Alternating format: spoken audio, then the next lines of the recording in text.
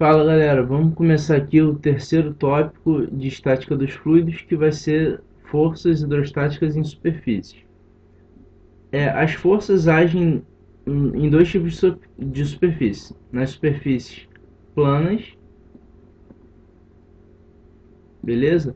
E nas superfícies curvas. No caso das superfícies planas, é mais simples, como eu vou mostrar. Por exemplo, vamos pegar aqui o seguinte desenho. Imagina um portão aqui, né? Uma parede. Aqui é a superfície livre do fluido, tá? Então vamos lá. Recapitulando o que a gente viu anteriormente, pressão é igual a força sobre área, certo? E a pressão depende da altura. Consequentemente, a força depende da altura. Nesse caso, como a superfície não é horizontal nem vertical, e sim diagonal, a gente tem o seguinte: a gente tem uma força que perto da superfície, onde a altura é pequena, ela é pequena. E ela vai aumentando conforme a altura. Beleza? Como a gente pode ver aqui. E lá no final ela vai ser a maior das forças.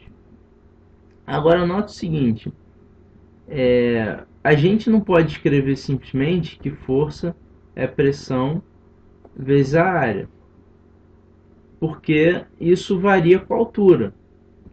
Então, como a gente tem que escrever? A gente tem que escrever que a força é igual à integral de superfície de P dA. Beleza? Então, nesse caso aqui, F igual a P vezes A não vale. E o que vale é que a força é a integral de superfície da pressão vezes o dA, que é cada areazinha pequena. Nesse caso, nota o seguinte: essa força é uma força escalar, porque cada vetor normal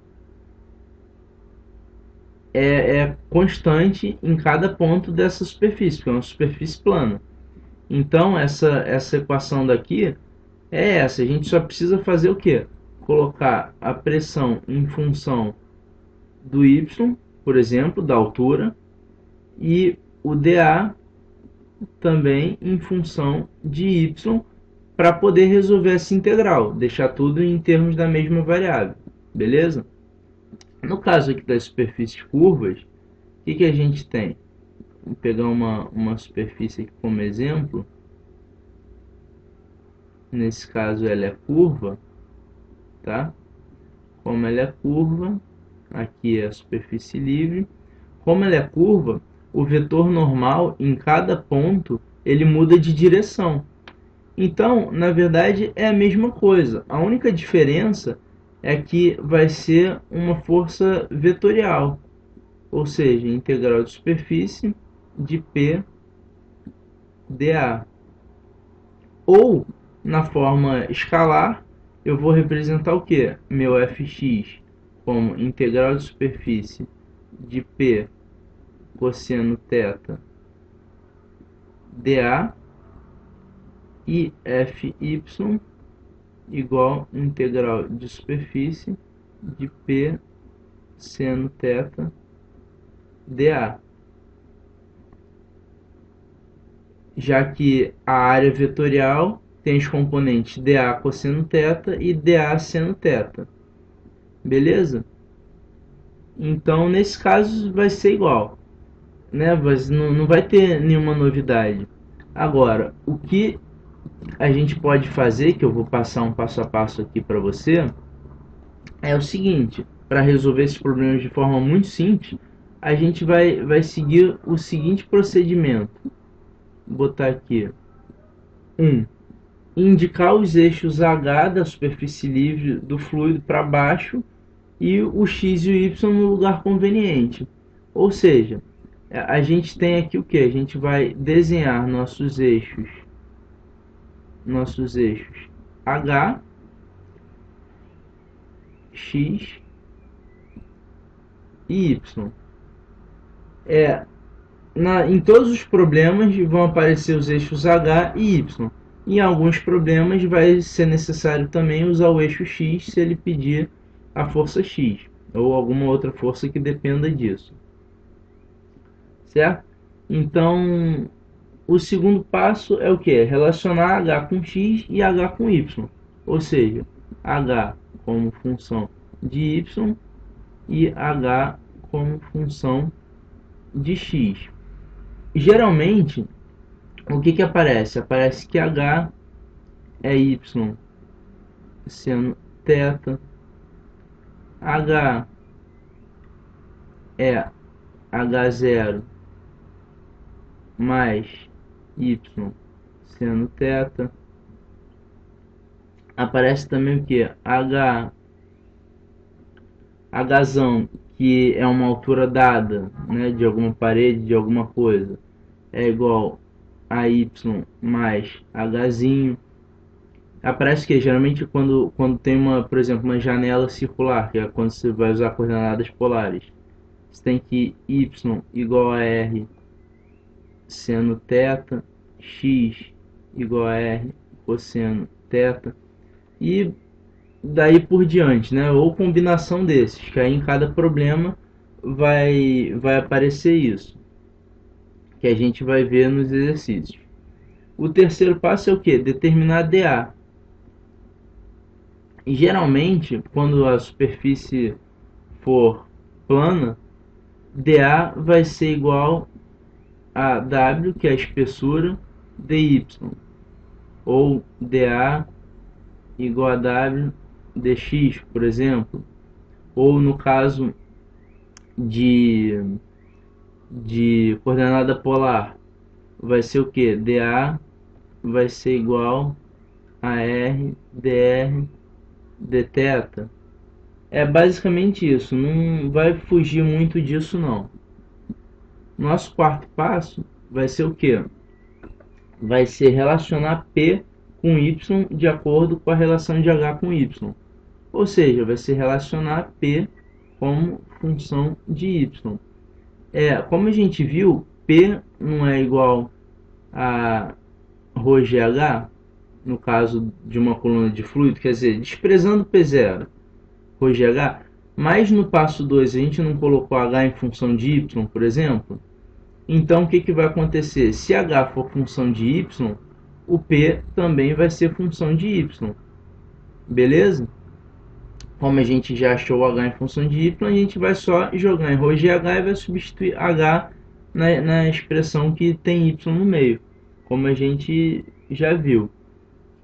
O passo 5 vai ser o que? Vai ser relacionar dF com Y. Ou seja, em muitos problemas eu não quero achar a força do fluido, que o fluido faz na parede, a força resultante no caso. Eu quero achar outra força qualquer que pede no problema, que eu vou precisar usar um somatório de momento. Então, eu vou precisar achar dF em vez de F. Aí nesse caso vai ser o que? A mesma coisa, P dA. Como dA eu já coloquei em função do dy e P eu já coloquei em função do y, o dF já vai estar em função do y. É basicamente isso. E o sexto passo é exatamente esse, ou calcular f por integração, que se pedir uma força, ou calcular outra força qualquer que esteja pedindo o problema e usando para isso o somatório de momento igual a zero, certo? Vou botar aqui um exemplo só para ilustrar aqui. A gente vai usar o seguinte exemplo. Tem aqui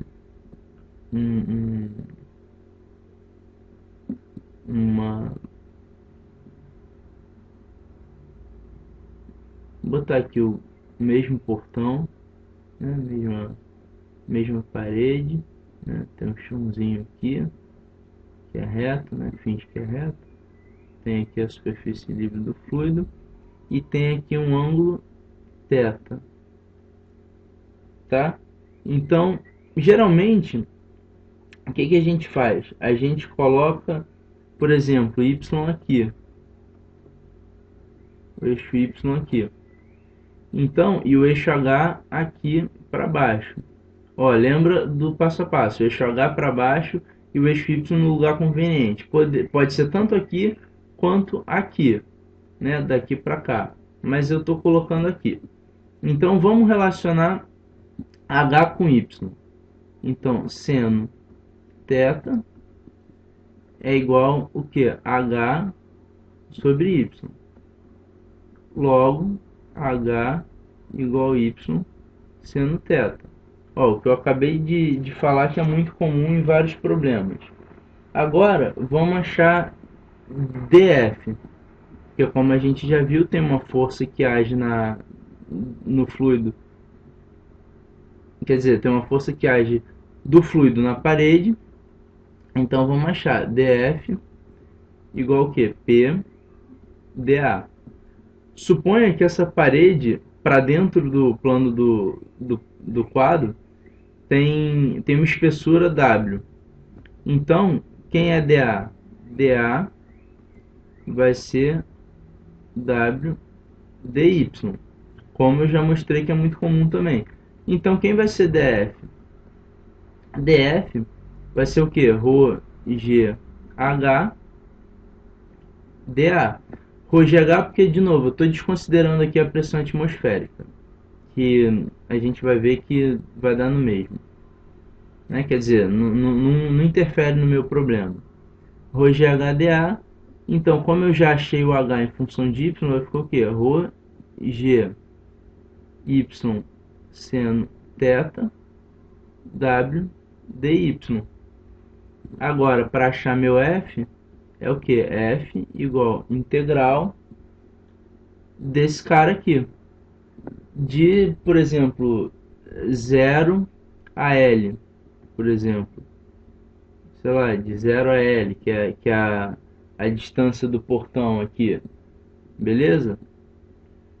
De Rho G Y seno θ W dy. Tá? Vou botar aqui 0, L aqui, 0 aqui. Beleza? Então, aí aqui vai resolver nosso problema. E para a maioria dos problemas é basicamente isso que a gente faz. É bem simples, na verdade, principalmente seguindo esse passo a passo. Beleza? Então, até a próxima aula.